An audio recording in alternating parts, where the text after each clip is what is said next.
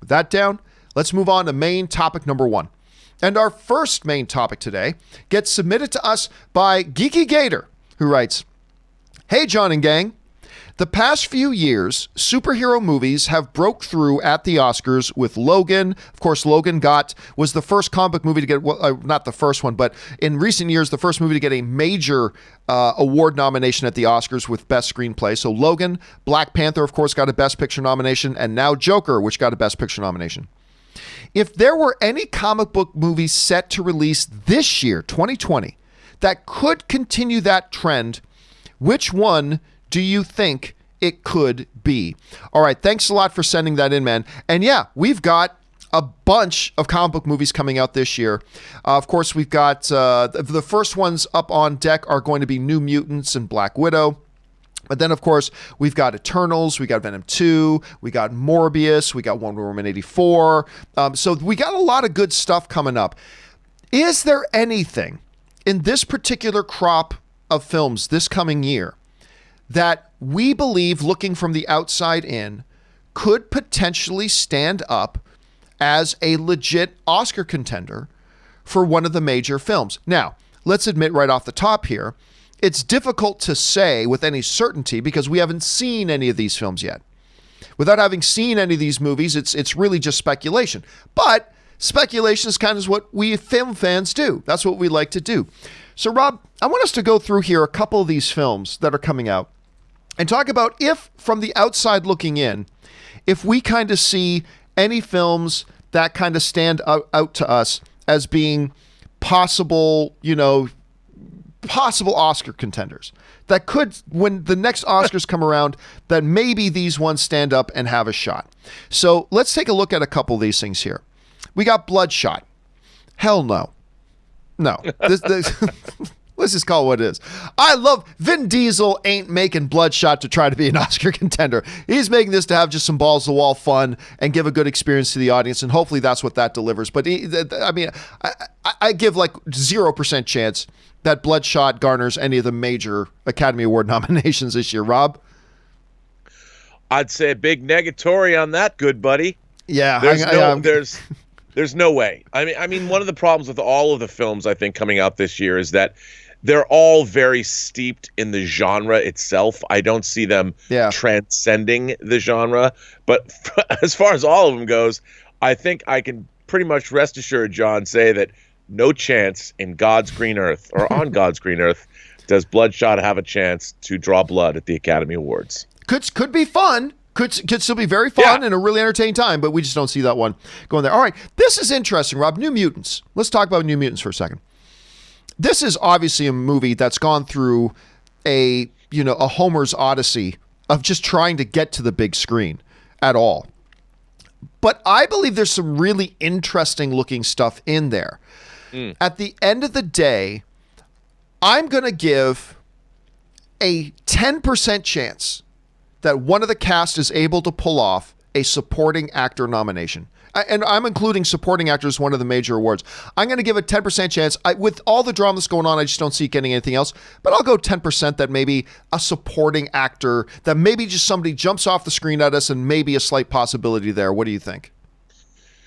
Maybe. I mean, it certainly has a decent shot of having good performances in it. I don't know if they're Oscar caliber. I might say, like with all of these movies, they could all get technical awards. I mean, what if New Mutants gets a cinematography award? But we're focused on like the real, like the significant, the major ones here. And what is it? Anna Taylor, who is in, Joy. Yeah. Joy. Yeah.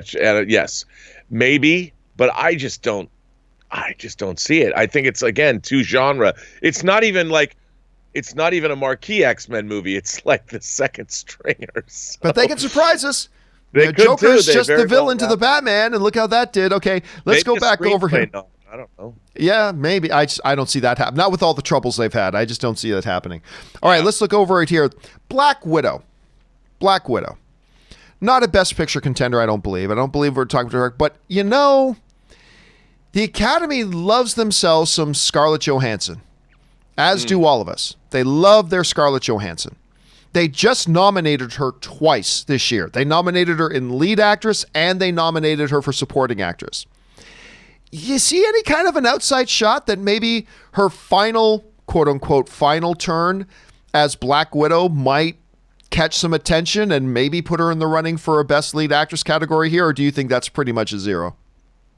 I just don't see the Academy nominating her for Black Widow. You know, if it was the first time we'd ever seen Black Widow and it was a breakout role, I would say perhaps. But, you know, since she came onto everyone's radar with Iron Man 2, I just can't see, as great as she is in the role, I don't see it happening. Maybe Florence Pugh could get an award nomination, but maybe I don't see Scarlett getting one for this. All right, let's move on to another one here. Wonder Woman 84. Wonder Woman 84. Now, I'm a big fan of the first Wonder Woman. I think this one clearly I believe there is a shot, and by shot I don't mean 50%, not that high, but a legitimate shot. Patty Jenkins. I'm going to go out on a limb here, and I'm going to say if any of them have a shot, it's this one. I'm going to give it a solid full quarter, a full 25% chance that Patty Jenkins becomes the first director of a comic book movie to get a Best Director Academy Award nomination. Again, I'm not saying take that to the bank. I'm saying 25% chance, but I think that's the best chance anybody else on this list is going to have. I say that Wonder Woman 84 is going to have a shot at the major category of Best Director for Patty Jenkins. Rob, I don't know. You see Chris Pine getting a supporting actor or Best Picture nomination, or maybe you think I'm being a little bit too optimistic about Patty Jenkins' chances. I think you're being a little optimistic about Patty Jenkins' chances. Not that we don't all want Wonder Woman 1984 to be great, because I certainly do, but it's a sequel. And I again, it isn't Godfather 2. So I don't see, or I mean, heck, maybe it could be, I don't know.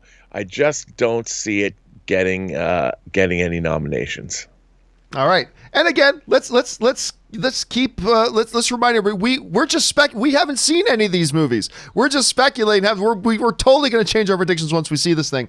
Okay, let's move on to the next one here, and the next one up is Morbius. Now we've got Jared Leto, an existing Academy Award winning actor, starring in this thing. I don't see it happening. At this point, the movie looks like a lot of fun. I really enjoyed that Morbius trailer a lot, and I'm very much looking forward to seeing this movie. And I like Jared Leto more than most people do. So I'm very excited about it. I don't know. I just don't see the Academy revisiting Jared Leto playing, the living vampire. I don't see it happening. So I'm not giving much chances for Morbius. What about you? No, but it is exciting that they've made Morbius the Living Vampire into a movie, and Jared Leto. But again, dude, I just don't see the Academy going for such a genre piece.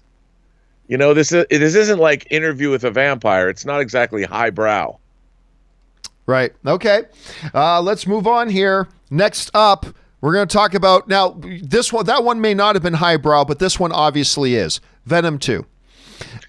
This is basically Masterpiece Theater, Venom 2. But first of all, this is a bit of a divisive film as to who liked it and who didn't.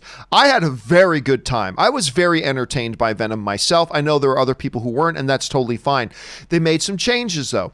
We do have, of course, Woody Harrelson coming in as Cletus Cassidy. That was teased at the end of the last film. We've got Andy Serkis is now coming into the director's chair, and he's directing. It's going to be really interesting to see what kind of flavor he decides to bring to it. There's a lot of interesting things here. I feel very good that this is going to be a good, fun, entertaining movie. I also feel very good that you're not going to hear the name Venom 2 come Oscar time for anything. So I don't know. Rob, how do you feel about it? As much as I think that Venom 2 is going to rival Gone with the Wind as a timeless Hollywood classic, and as much as I can't wait to see Venom and Carnage unleash against one another, again, I just don't see this burning up the Academy ballots. I just don't see it happening. All right, let's move on to the last one we're going to talk about here as far as what's got those chances. And we're going to talk about, actually, if any of the films on here, again, from the outside looking in, movies we have not seen, if I thought any of them would have a prayer a dream at becoming the third comic book movie in a row to get a Best Picture nomination, I got to say it would probably be The Eternals.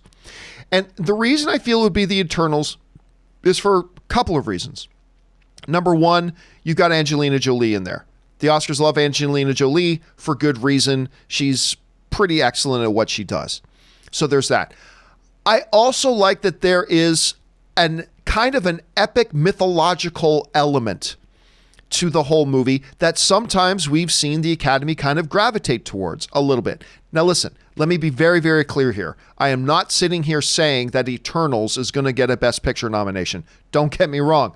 But I think out of all the films coming out this year, I think if any of them actually have a whiff of a chance of maybe being that kind of a movie, that it could be the third comic book movie in a row to get a Best Picture nomination, I think it's Eternals. Rob, what do you think?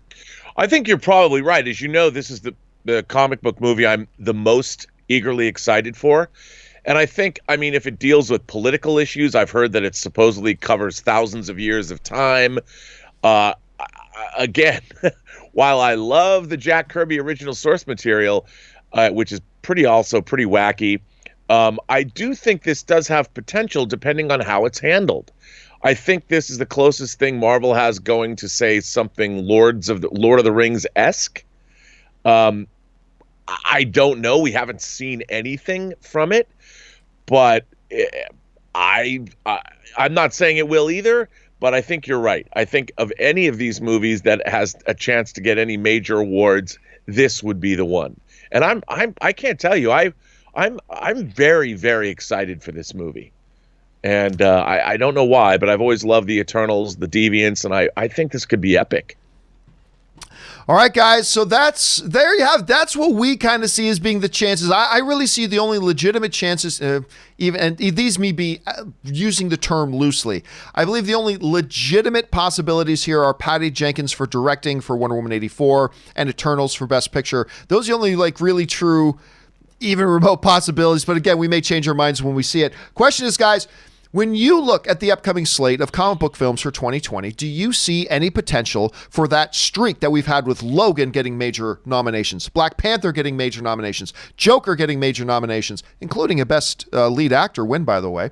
Do you see any of these films following that tradition, or maybe it's 3 and out? How do you guys feel about it? Jump down to the comment section below and let us know your thoughts. All right.